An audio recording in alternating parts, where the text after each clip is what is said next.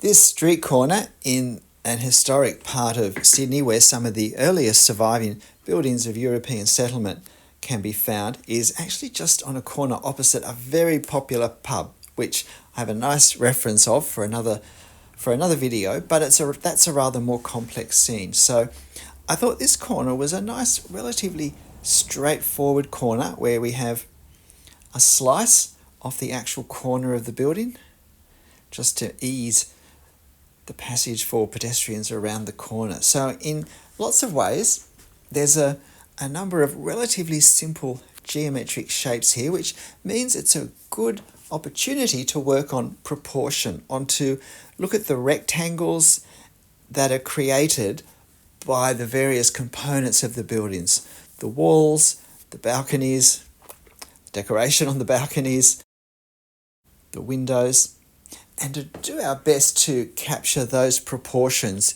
to get the same ratio of height to width that we have.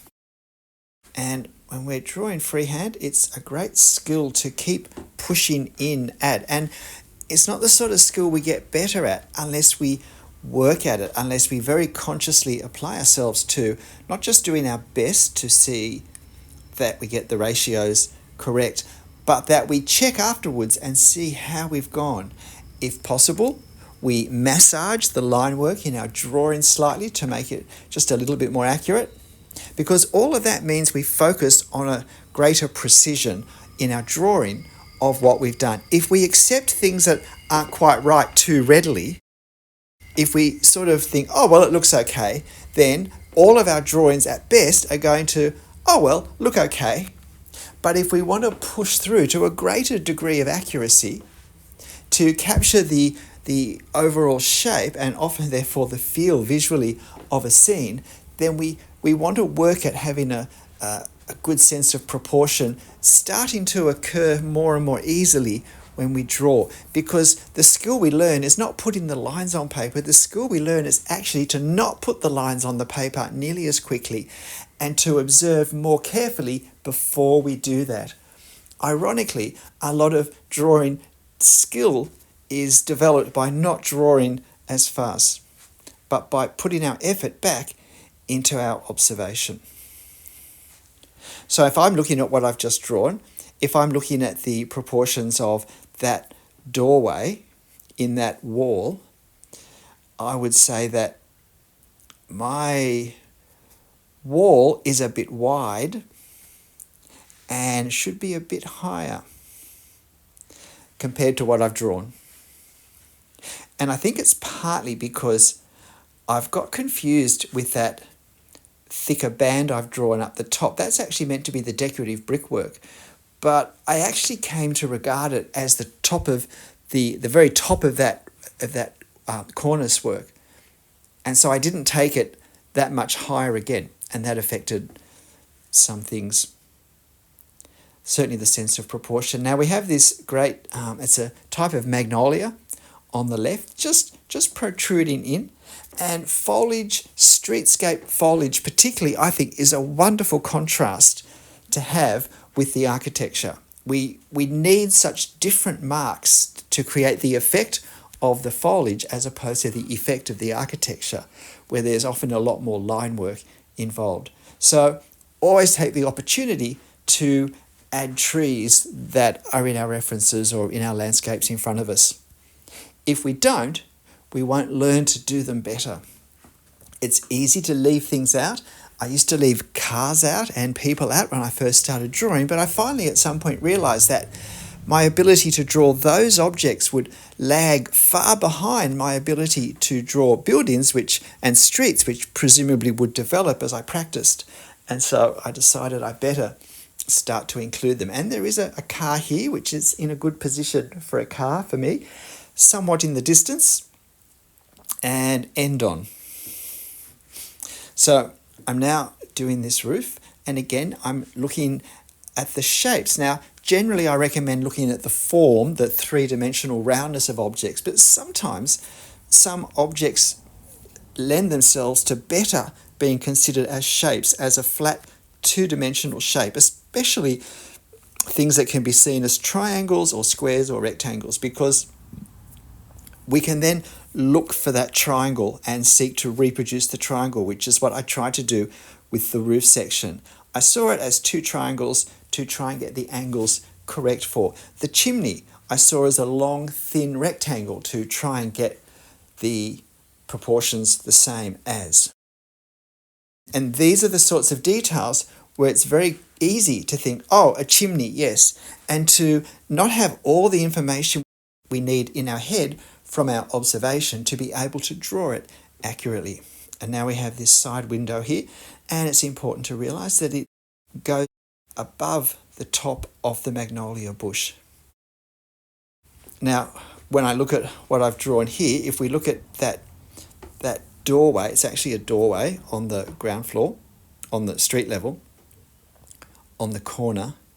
The vertical line on the right-hand side actually leans to the right as it goes upwards. And if I'd noticed I'd drawn that before the end, I could have actually massaged it slightly back into shape when I added some hatching for the colour and the shadows behind the glass. So it was an opportunity that I lost because I could have in effect straightened it slightly, but I didn't. In fact, I probably even accentuated the lean slightly, unfortunately. But when I talk about in other videos looking for opportunities to correct lines that aren't quite right, that we realise at some later point, this is the sort of opportunity which is very often available for us.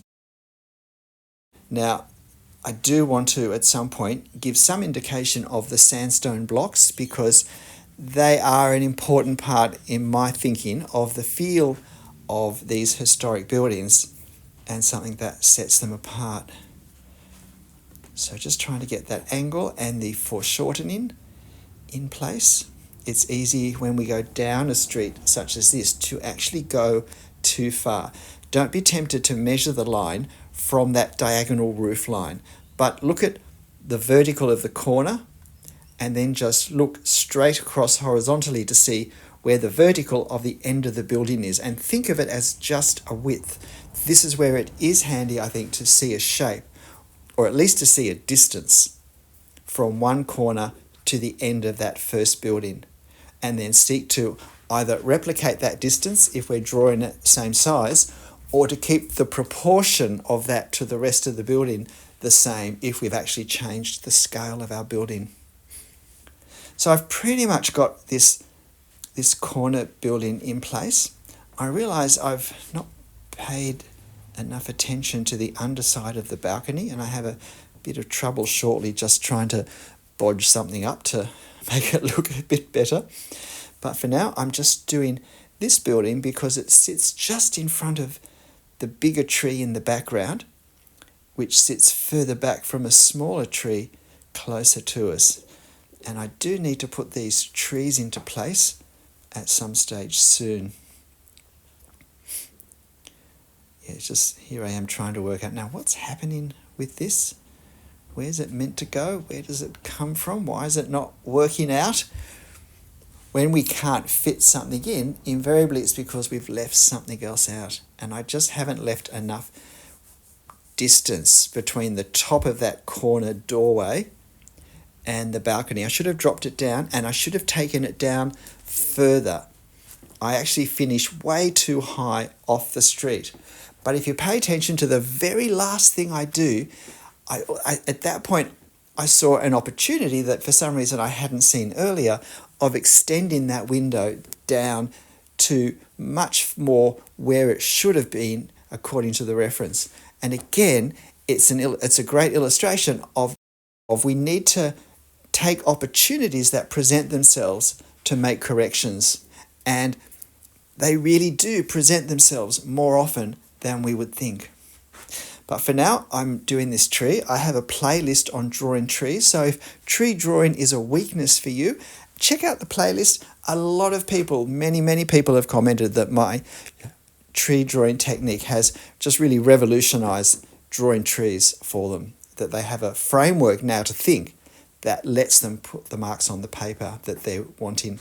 And look, if you're finding this interesting, why not hit the like button? If you've got a friend who draws, why not share the video with them and tell them about my channel if it's interesting? That would help me out tremendously. So now with these last sections that I'm drawing, the trick is, I think, the pressure is not to overdraw things, but to really simplify the detail and to really be now trying to draw the effect of what we see in these further parts, not trying to draw the detail. We don't want this furthest area to draw the eye. We've really got enough things in the foreground to do that. So we're wanting to just have enough lines to continue the sense of perspective and of buildings that we see very little of as they go further down the street. And now just a bit of hatching at street level to indicate the shadows under the awnings that we have. It was a bit of a cloudy day, so the sunlight isn't super strong and the shadows therefore isn't super strong. And now just doing some light line work that I can use to suggest the various courses of stone. It's always worth checking our reference and seeing now how large are the blocks. And one way to kind of work out where our lines need to be, if we have a window that's fairly accurately drawn, is to look at the window in the reference and say, okay, there's 5 or there's 10 courses of stone or rows of bricks that are down the side of that window. So I need to fit about that number of lines besides that same window, next to that same window in my drawing. And if I don't draw them all, I at least need to have them close enough that we can imagine that many again in the ones we haven't drawn. It is good not to overdraw the lines or else it can look too black. G'day, I'm Stephen Travers. Look, I hope you found this interesting. I hope you give it a go. Of course, the reference will be on my channel community page, so you can have a go at drawing this lovely historic corner in Sydney. But look, whatever you draw, however you draw it, make sure you have fun. I'll see you next time. Bye.